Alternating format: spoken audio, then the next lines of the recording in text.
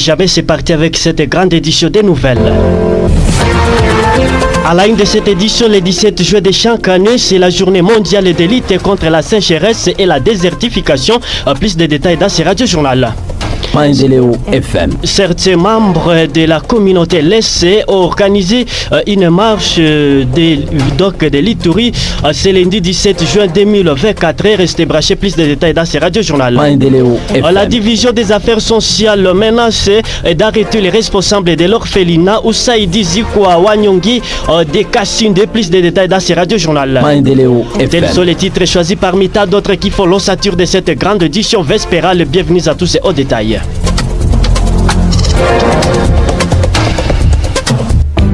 Ce journal vous est présenté par Denis Maki. Jassir Mbata sur la prise de son et la mise en onde. Le 17 juin de chaque année, c'est la journée mondiale de lutte contre la sécheresse et la désertification.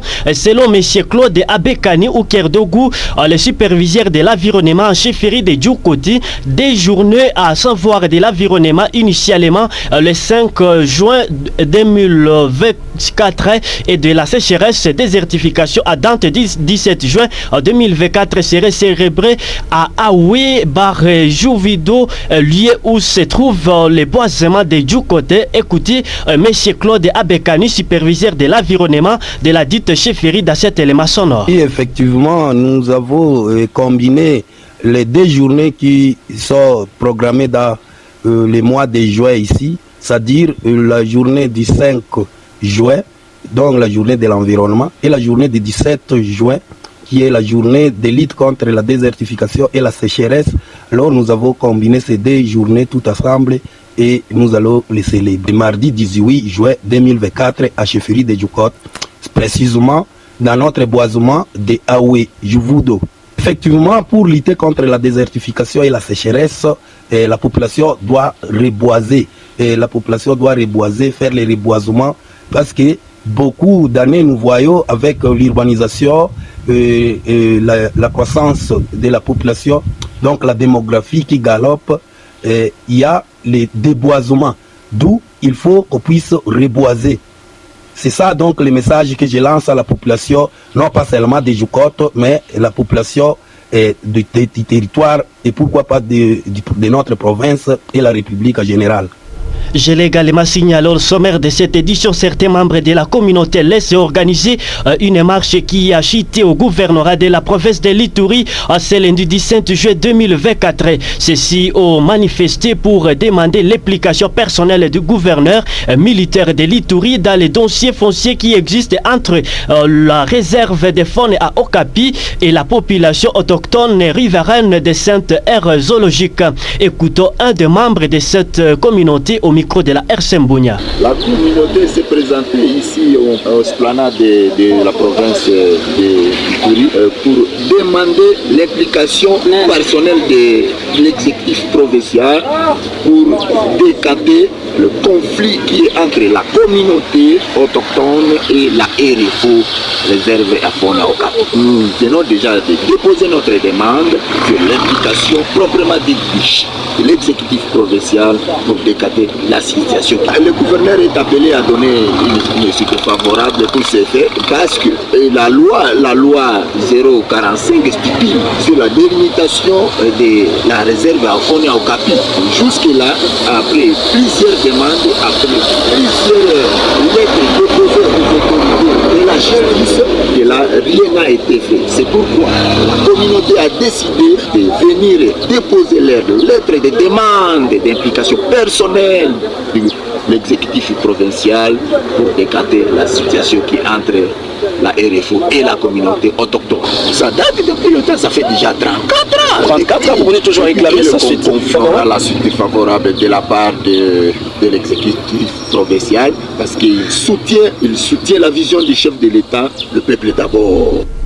Changeons de chapitre dans ce radio-journal et découverte des corps s'assouffle des vies de messieurs d'inondé Katembo Kita Papilos ce dimanche 16 juin 2024, né à 1967. Son corps a été retrouvé dans la route au quartier Koto à Makumo, chef-lieu du groupement Bangolais à territoire de Mambasa. C'est le Grace Kakine, secrétaire de la CRDH en chefferie de Babila Babombi, qui confirme la nouvelle. La cause de sa mort reste toujours inconnue. D'autres rumeurs parlent que la victime était malade, il souffrait de tuberculose. Grace Kakine est dans cette élément sonore. Ndio kuna mwili moya isiyokuwa na uhai iliweza kugunduliwa Makumo, quartier Koto.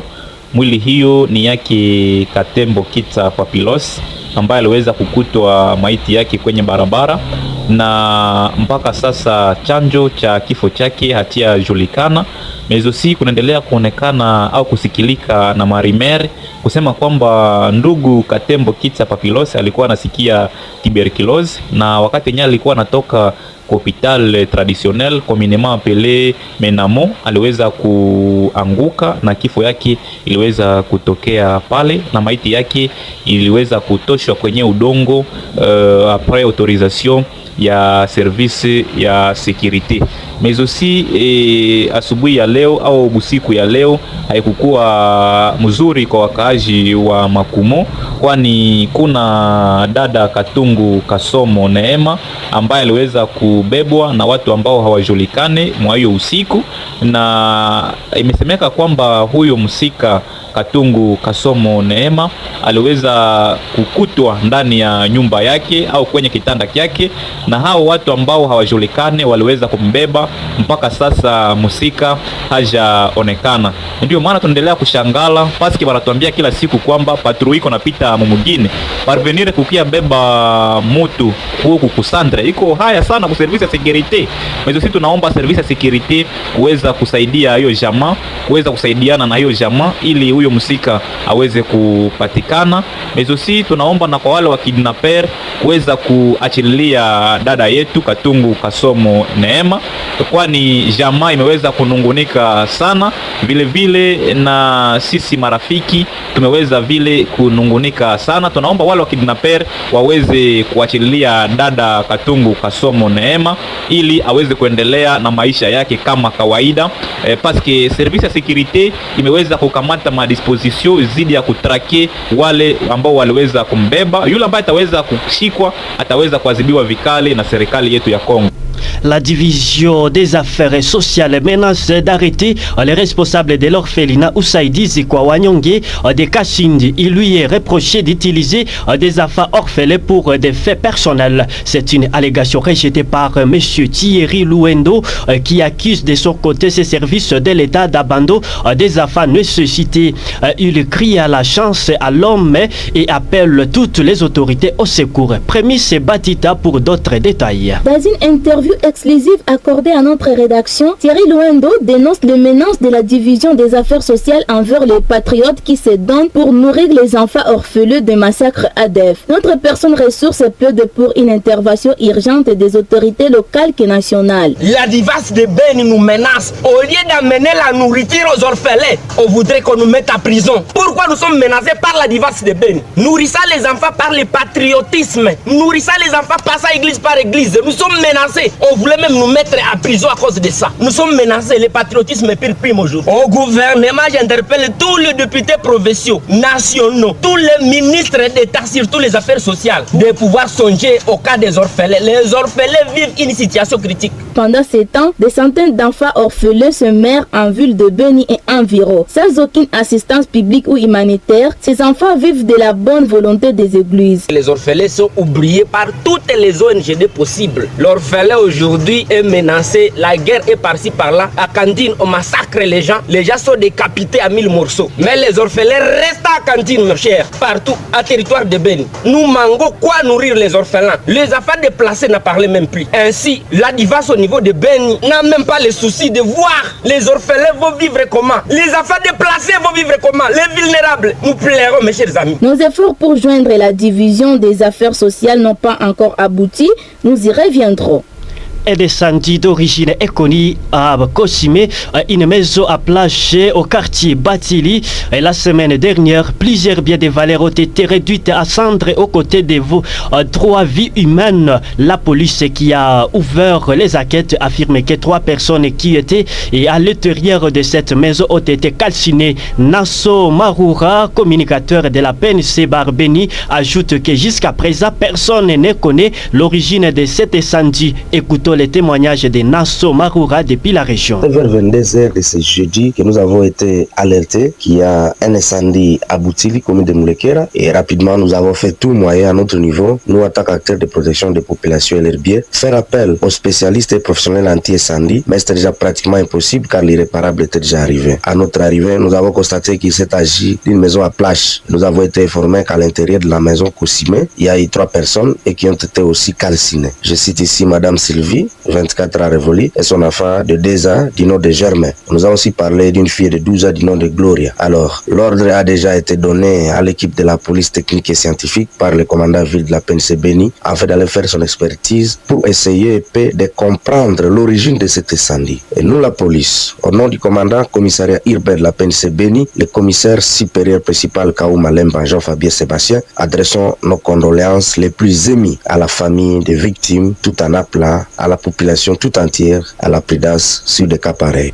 Parlons de la santé dans ce radio journal. Plus de satrates Tenachi, des pharmacies Tracy Medse au prix et part à un atelier de renforcement des capacités sur la planification des naissances organisée et par la division provinciale de la santé dans la région et Batela dans les projets. Alors Batela Lobinayo, Monsieur Albert Louemba Koyi, les managers régionaux de la reproduction dans la grande région orientale, précise que l'objectif est de voir ces médecins donner un travail de qualité à la population itourienne pour avoir les enfants au moment voulu et on t'a voulu. Il est ici au micro de Batizache. Les activités que nous organisons, c'est les activités qui cadrent à la planification familiale. Dans le cadre des projets de Batila Lobinayo, c'est un projet qui nous aide à espacer les naissances. Parlons de la planification familiale. Avoir un enfant au moment voulu, au nombre voulu. Alors pour planifier les naissances, il a fallu commencer par faire un renforcement des capacités des médecins et des infirmiers. C'est comme ça que nous avions commencé avec les médecins et les infirmiers. Avec les médecins et les infirmiers, on a fait 12 jours. Ils étaient sur le terrain. On a distribué les médicaments, les produits aux femmes qui ont désiré faire l'espacement de naissance depuis pendant 4 jours. Deuxième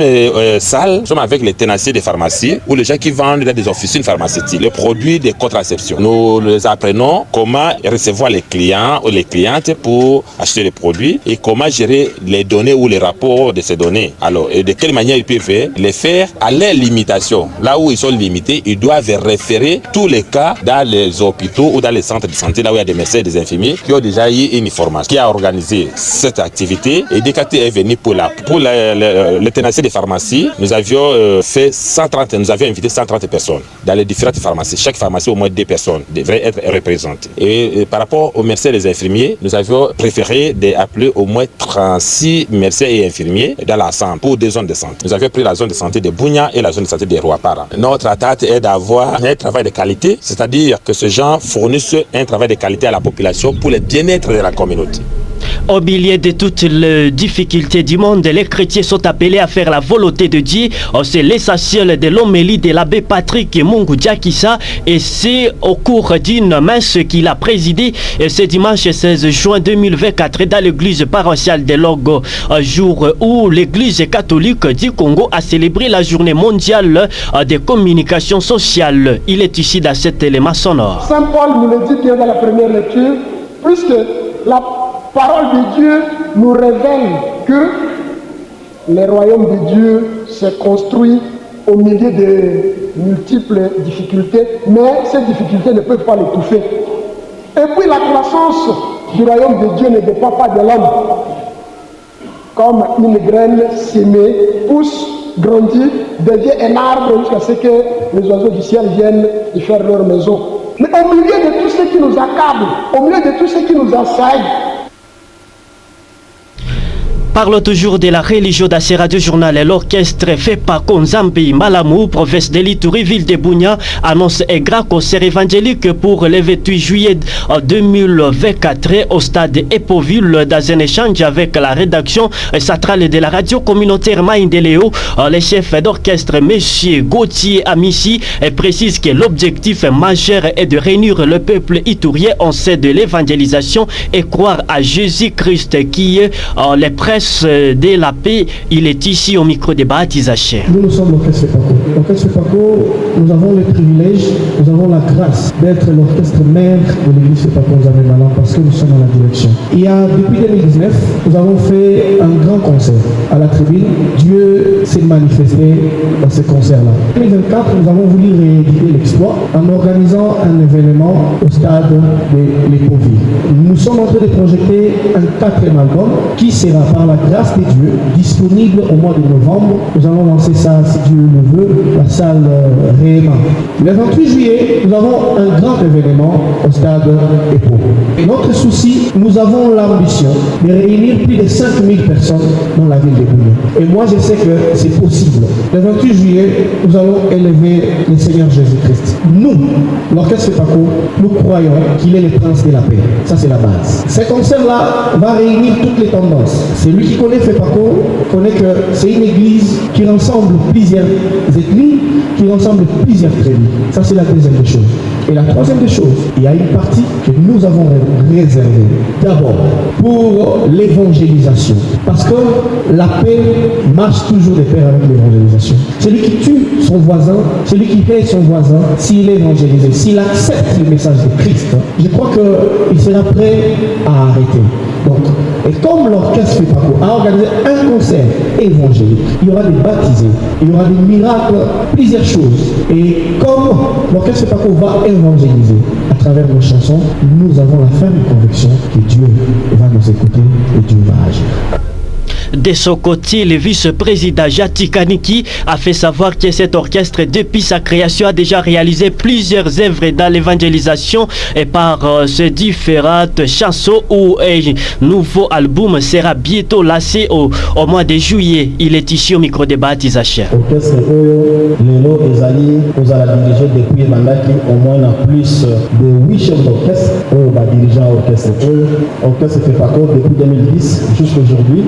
Vous allez au moins 10 concerts publics et puis on a plus de 22 concerts dans la salle VIP par invitation et puis orchestre FEPACO et si on est presque dans la grande partie à la province et bien en dehors de la province et puis orchestre Nabiso Zali déjà ici réalisé 3 albums album Mayambo titre Nango Toussaint Mekolo volume 1 et Zalaki album autre Bimisaki Yango et Zoaki vraiment succès Makasi si le lot bazo interprété on a pays de l'Est orchestre FEPACO deuxième album tokendeki na Toussaint Mekolo volume 2 après on a tokotaki na 3e album Miranza Miracle Ensemble alors awa boye tozali na projet à 4e album na ko réserver étape pour un chef d'orchestre il va pas parler la vision ainsi de suite orchestre na biso ezali orchestre ezali bien structuré c'est comme ça que orchestre na biso ezalaka toujours na président. C'est la fin de cette grande édition vespérale. C'est là qui nous a suivi à cours des diffusions. Pas de panique, je vous rappelle encore les moments forts de ce radio-journal. Le 17 juillet de chaque année, c'est la journée mondiale de lutte contre la sécheresse et la désertification. Vous avez eu plus de détails avec M. Claude Abekani ou Kerdougou dans ce radio-journal. Certains membres de la communauté laissent organiser une marche qui a chité au gouvernorat de la province de l'Ituri ce lundi 17 juin 2024. Vous avez les détails dans ce radio-journal. Mais aussi la division des affaires sociales menace d'arrêter les responsables de l'orphelinat Oussaïdi Zikwa Wanyongi de Kassindi. Il lui est reproché d'utiliser des enfants orphelins pour des faits personnels. Vous avez aussi les détails dans ce radio-journal. Quels sont les titres qui ont fait l'ossature de cette grande édition vespérale? J'étais bien Denis Maki à sa présentation, la co-présentation et la cabine technique. Alors c'était l'œuvre de Messie Jassi Rumbata. Tous nous sommes sous la supervision de Biamungu Kachelewa. Sinon retrouvez dans 2h07 même édition sur YouTube, WhatsApp, Instagram, TikTok. Mais nous sommes encore là. Bonne suite de nos programmes sur la fréquence de l'unité. Portez-vous tous bien.